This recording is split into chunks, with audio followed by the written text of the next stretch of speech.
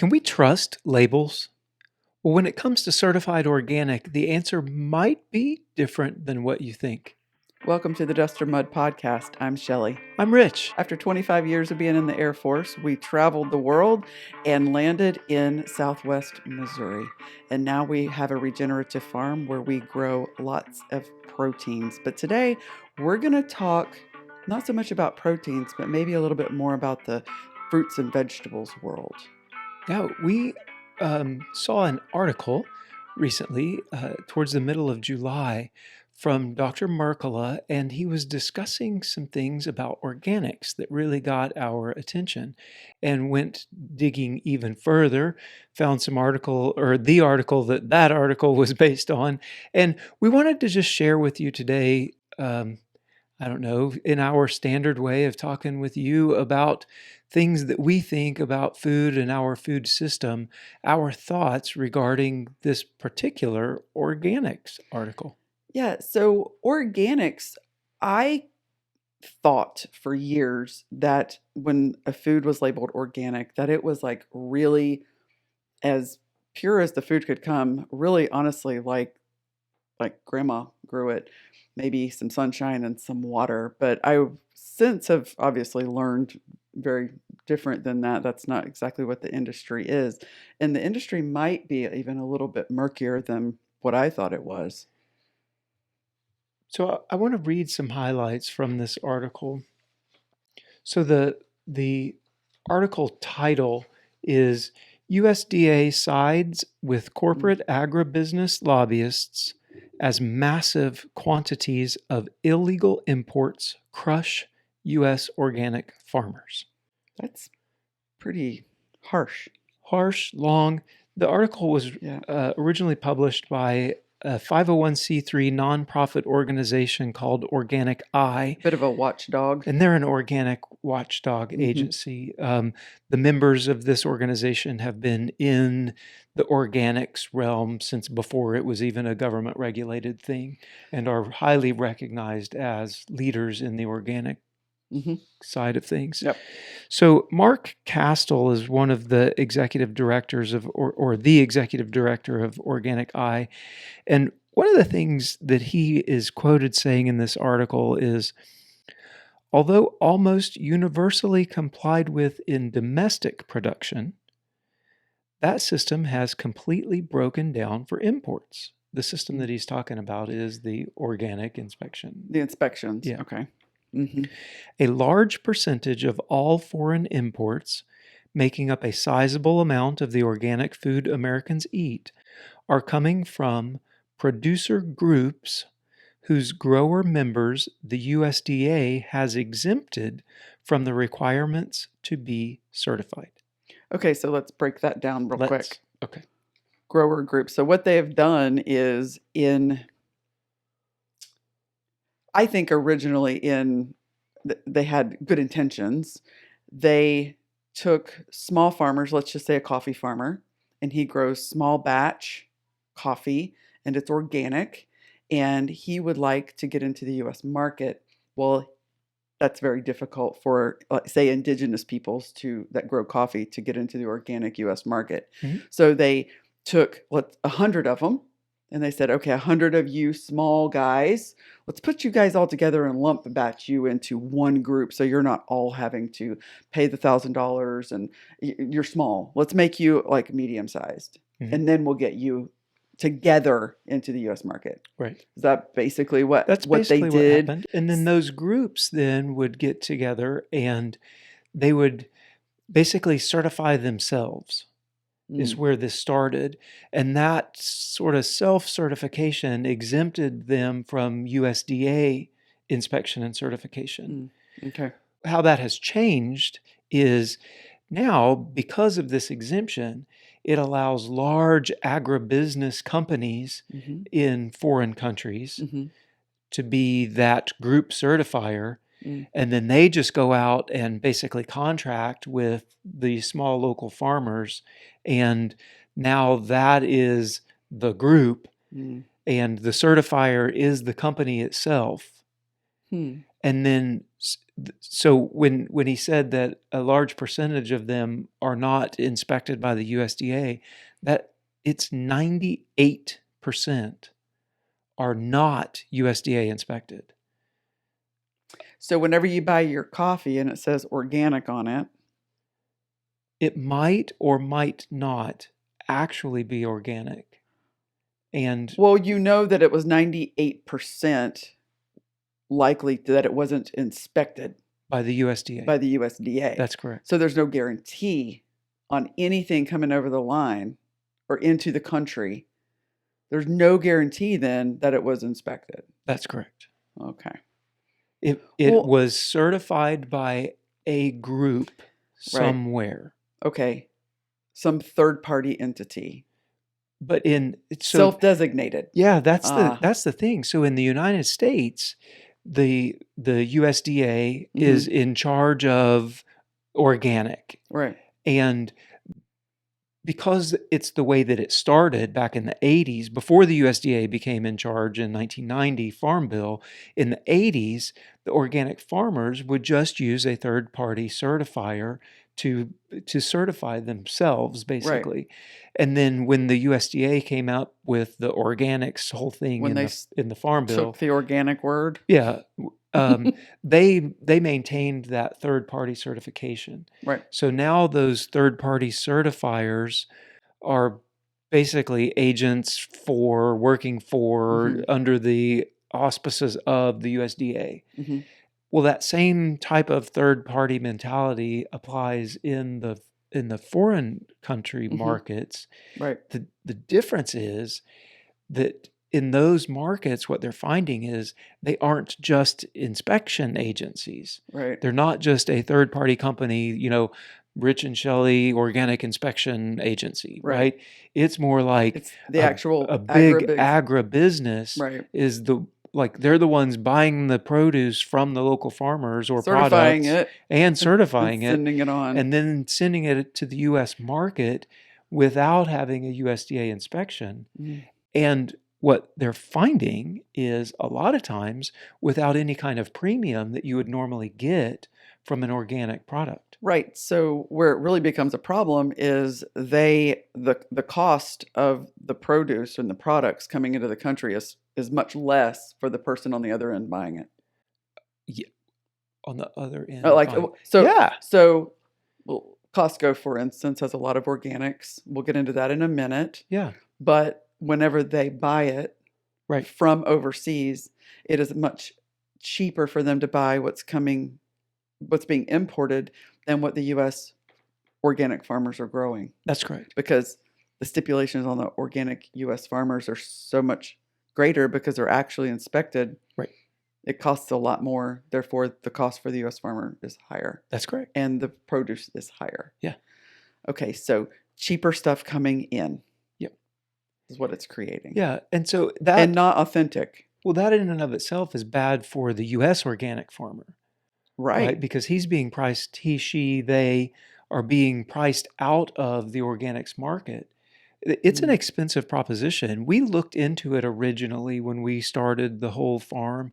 And what you're looking at is it's $1,000 average is $1,000 a year to pay the certifier, that third-party organization. So you have to do that for 3 years before you can label the product as organic. Right.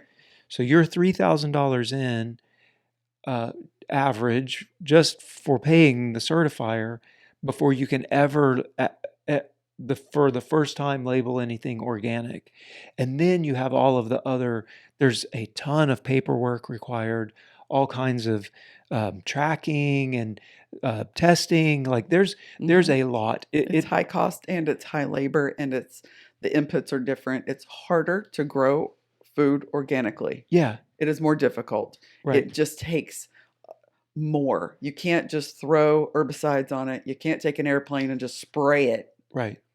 And it grow properly. And for us, it boiled down to we were unwilling to do all of that. Yeah, no. We just didn't want to. It was no, we're not going to do that.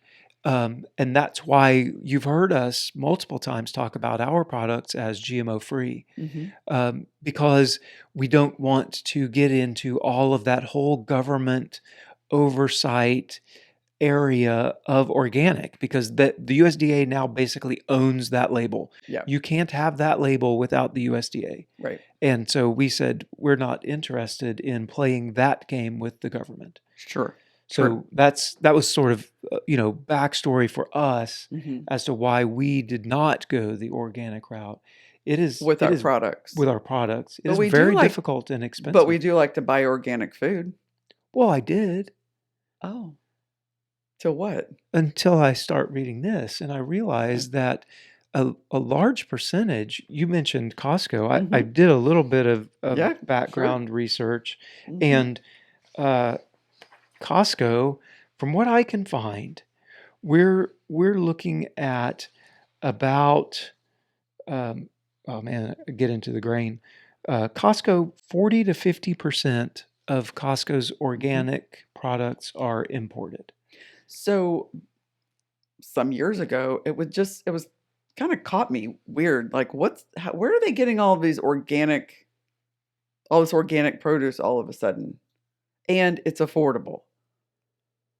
Where's it coming from? Because initially there wasn't a whole lot and it wasn't affordable. Yeah, right. When the There was organic really started when taking I'm off. like, no, I'm not buying that. I've got a family of 6. I can't afford organic food. Right. And then all of a sudden one day I was like, well, maybe I can. At Costco, you can get organic food. Why? 40 to 50% is imported, and then of that, 98% of that is not USDA inspected. Right. So it comes across cheaper. It does come across cheaper, and it might be organic. Right. It could be. They could have done it the right way. If it is a product of the United States of America with an organic label, it is organic, or there is legal recourse. So one thing that you can do then is make sure whenever you're buying your produce that it says product of the USA, because when it comes to produce, they have to put that, the country of origin, versus meat, altogether different podcast. But in the meat industry, you do not have to put the actual country of origin. If it came in, like say in the beef industry, for instance, if it came into the United States and it was packaged here, it can say product of USA. They're changing some of that. Yeah. I know they're changing some of that, but it's been real confusing for a while. Yeah. And so we'll see where that actually goes. So your largest organic produce sellers, the largest wholesalers of organic products, Whole Foods, Costco, Walmart are really the largest. leaders. Yeah. Whole Foods, we've got 30 to 40% of their organic products are imported. Costco, 40 to 50%. Walmart, 35 to 45%, all imported of their organic products. And if you think about it, like if you sit back for a moment and think, Kind of makes a little bit of sense, like, right? how are we getting tomatoes in January or February? Right. Initially, the thought is, well, greenhouses. No. Yeah.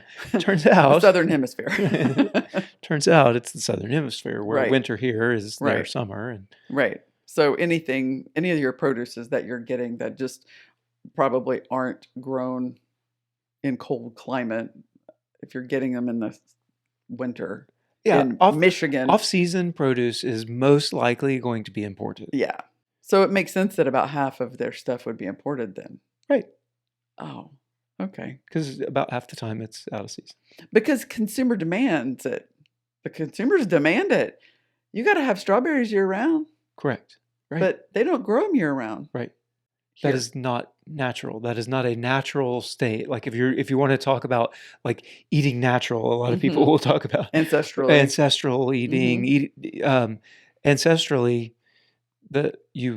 what you ate differed depending on what time of year it was. Seasonally. Very seasonal. Eat your berries and your nuts when they're available. That's right. Yeah, when it can grow. Yeah. Kind of thing. Yep. Right.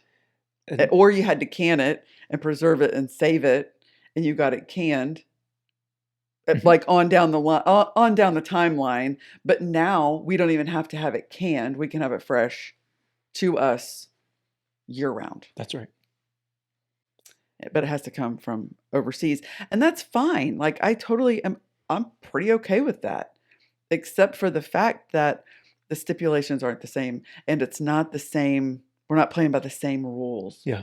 The US farmers are being pummeled Yeah, by these absolutely. policies or the lack of enforcement of the policies that they're underneath, and it's crushing And that's one of the them. things that OrganicEye is bringing up. I believe they've actually filed a legal case Good. because there's nothing in the organic law, the Farm Bill, however you want to call it. There's nothing in that allows for this lack of inspection and certification for imported products.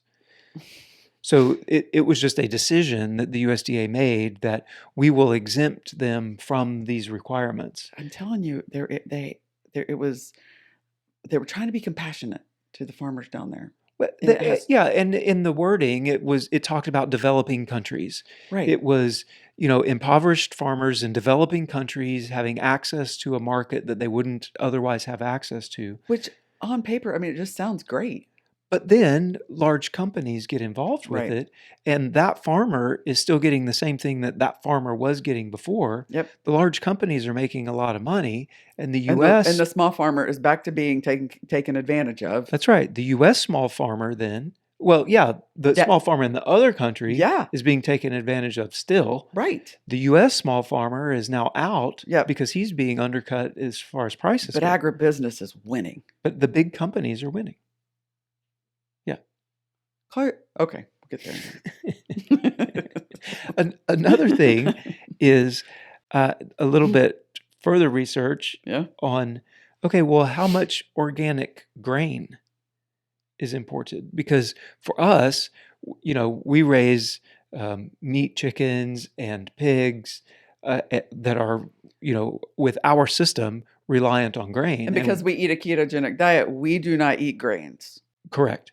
Our animals right. eat grains. Yeah. So to me, grain is animal food. If you're tuning in for the first time and you've made it this far, we do not eat grains. We eat a keto / low carb lifestyle, carnivore. We all over the map on that sometimes. But point being, we have not eaten grains in 5 years. Our animals do eat grains. Right. Okay. So I was interested, and we've talked about, well, do we buy organic grain for our animals?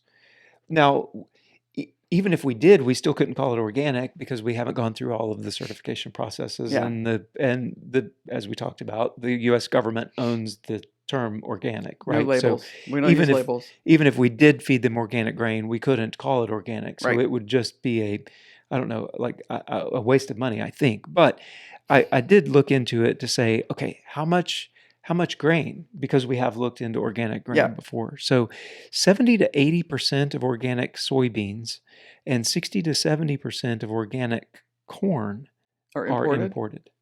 Oh, So if you that's a lot. yeah, if you look at that Yeah. as tons, what you end up with is Mm.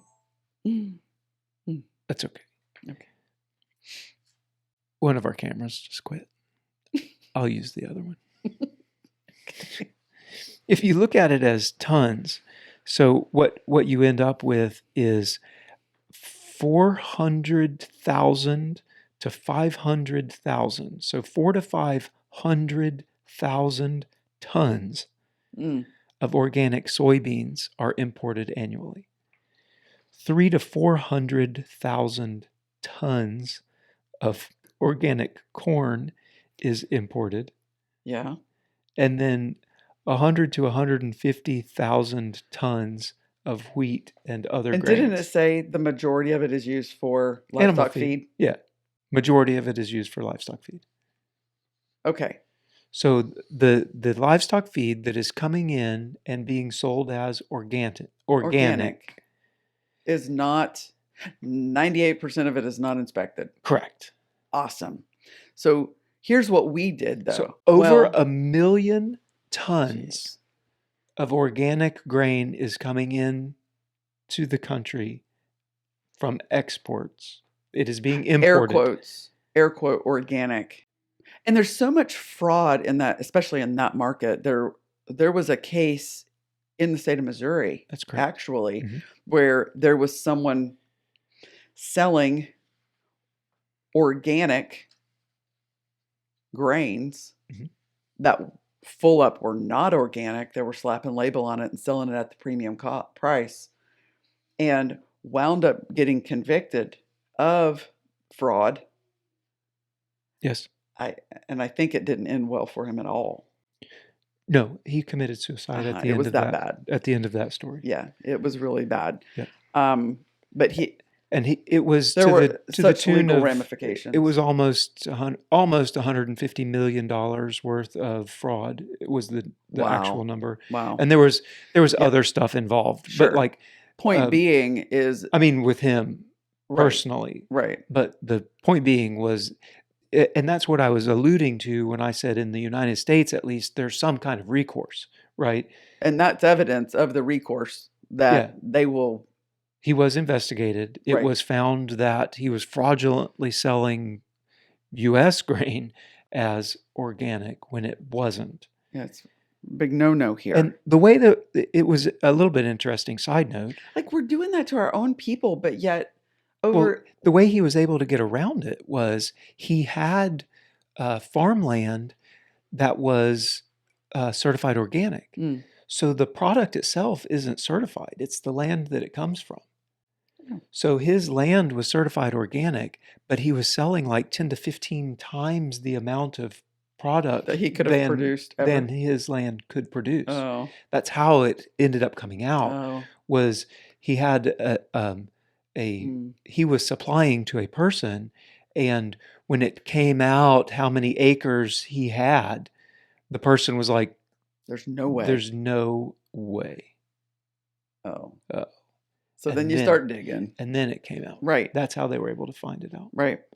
But so here's what we did with the livestock feed. We decided non-GMO for reasons we just didn't want to do conventional for the food that we eat. We want to try to make it as clean as we can. More importantly, it's local. Yes. It is bought. We are a local farmer to our area. Of course, we're local to us. That was silly. No. But we're here. Right. Our feed supplier is here in the same town, and they source their grains within Missouri. And if they have to go any further, it's like Iowa, Right. to get the oats, because oats don't grow as well here. And so they're locally grown, GMO free. Mm-hmm. Most of the time, he said they're actually organic, but Right. they don't want to go the organic route either. He doesn't want to. Yeah. He doesn't want to deal with the same reasons organic we label. don't. Yeah. And so it is GMO free. They are a local mill, and it is locally grown grain. So the likelihood of it being, I'm just spitballing here, the likelihood of it being better is because it's here. Yes. Because the organics there's so much of it coming in from overseas that you don't even know what it is. That's correct. That at least it's local. Right. Supporting our local farmers. Right. And that's where we're going with this. Yep. And see, sometimes we even think things through, like, while we're talking. So where does that leave us Local. as a consumer who's wanting a tomato? Mm. Yeah, you just want a good tomato. And you want so desperately to be able to trust the system that is providing you with your food. I would say, from every angle we've looked at this, the system is not going to do that for you. No, it's as if they feign interest in your well-being, Correct. but they don't actually have your well-being or the well-being of your family first. Because if that were the case, and I know I'm kind of being negative here, but if that were the case, then some of these practices wouldn't be allowed. They would ensure that the stuff that's coming into the United States being sold to the families in this country, they would ensure that it is actually organic. It would appear that the system, the agencies are more interested in the impoverished farmer in a developing country than they are in the health and well-being of the United States citizen. Certainly feels that way. Okay, so what can you do? What can you as the consumer do if you are interested in putting the best food on your table? What we did Mhm. was we said, we're going to grow our own. Never mind. Never We're mind. just going to grow it ourselves. I'm going to grow my own beef, my own pork, my own lamb, my own chicken, and if I want a vegetable, I'm getting it out of my garden. Yeah. That's what we did. That is not an option for everyone, though. No, it's not. No, if you live in a city and you're hustling, that's hard. Although we lived in Washington, D.C., just outside of true. Washington, D.C., we bought a whole cow, we bought a whole pig From local farmers. from local farmers. Just outside of DC. That's Yeah, right. There are local farmers outside of the large cities that's true. dotted all over this country. So if you can't grow your own, Uh-huh. and that's true for a lot of A people, lot of people. then find a local farmer Sure. that you trust. Visit the farm. Right. Take a moment. This is your food. This is the health of your body and your family. Mm-hmm. Find a local farmer. Mm-hmm. Go visit the farm. See how it's being grown.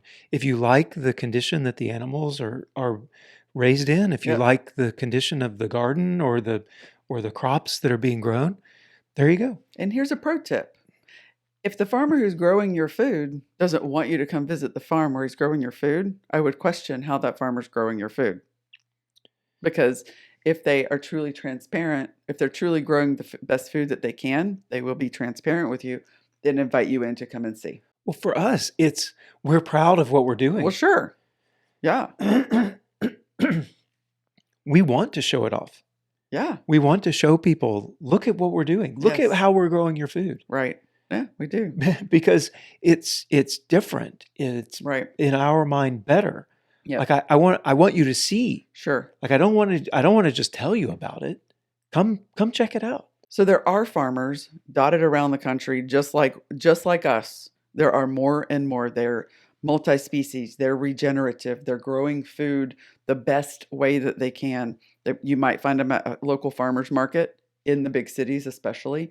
There are some very large farmers markets out there. Check out eatwild.com. And if you can't find those things, there are people that sell and they ship. So, for instance, start with somewhere like White Oak Pastures. They ship. J&L Green Farms. They ship. There are resources out there. Polyface Farms. Polyface Farm ships. Will ship. We just can't ship our poultry outside of Missouri. But like Right. our focus is local, but Sure. we have the ability to ship. Right. There are farms all over this country who can get you better food if you are in a city, in a more of a good food desert of sorts. And if it has to come from a grocery store, Mm. best bet is check the product or the label of origin. Mm-hmm. Check to see where it's from. And if you've watched for a while, you know we're good, better, best people. Yeah. Right? Eating produce is good. Right. Eating organic produce is better. So even though we don't know for sure that it is USDA inspected organic, look, you didn't know, I didn't know until now all of this information, and we ate it. But one thing I noticed is it lasts longer. Well, why does it last longer? Well, maybe it was grown better. Maybe. Maybe. I don't. Like maybe. I don't have proof of that. I'm just saying it's better. And then the best would be to find a local farmer, right? So just to go back to the realities of it, good, better, best. Organic, but back to the grocery store. Buy the organic, In season. Right. If you're wanting to know that you know Mm. that this is organic, Mm-hmm. and you're wanting to do that at the grocery store, Mm-hmm. the best way to do that then is buy it in season. Check the country of origin. Yep. If it's coming from the United States somewhere, there is a much higher likelihood that it actually has been grown organically because it has Right. been inspected. It has been inspected and they have met the requirements. And you're supporting a United States farmer, which I kind of like. I like you too. I'm because I'm a United States farmer. Yeah. Oh, okay, good. I'm glad you like me. At any rate, you are supporting a at-home farmer. Yeah. Yeah. So, can we trust labels? I don't know. I know I can trust local. Yeah. I think it's local. And speaking of local, y'all, thank you so much for your support with our local. Our little store in our little town has just been hustling and bustling with the likes of people like you watching this podcast. How amazing that some folks have stopped by and said, "Hey, we watch you on YouTube." We love it, and we hope that you keep coming. And if you are looking for local beef or pork or lamb, chicken, eggs, and we even have a local coffee roaster and some baked yummy goods in our store. We have all of those things for you and trying to keep it local, local, local. No factory meats here. So, Air to Ground Meats is in full swing and it is going really well. Yeah. I'd just like to report that. That's right. And if you've made it this far, you probably care about us. So, we had a wonderful vacation. It was an awesome week where we were able to talk and think and really come back to why we're doing what we're doing. And it really boils down to good food. And we want to grow it, we want to sell it to our local community, and we want to talk about it and all that is involved with good food. So thank you to those that asked how we were doing and wondered where we were. It felt really cool. It did our hearts good. Yeah. Thank you. Yeah, thank you. And until next time, bye y'all. Bye y'all.